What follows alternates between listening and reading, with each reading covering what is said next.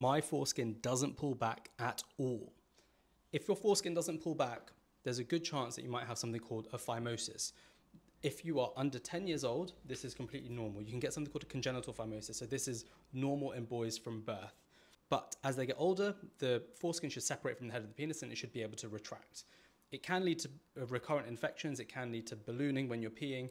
It can lead to discharge and pain and swelling. And if any of that happens, please go and see a doctor. But if you're over the age of 10, then we might start thinking about doing some sort of treatment. So you can have that congenital phimosis, which is where it's been there since birth, and it just hasn't resolved after the age of 10.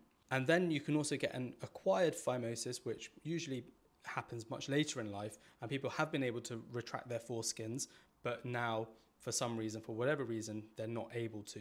And it doesn't always have to be a problem, but there are things that we can do to treat it. So particularly in teenagers and young adults, we can give some steroid creams to help reduce that scarring between the head of the penis and the foreskin, and that should hopefully allow it to retract. If that doesn't work, then we can refer to urology, and they might consider doing something like a circumcision or even a partial circumcision, or they can do something called a preputioplasty, which is where they widen the foreskin under local anesthetic, and when they do that, the foreskin should then just be able to retract normally. But with any of these situations, you need to seek some medical advice.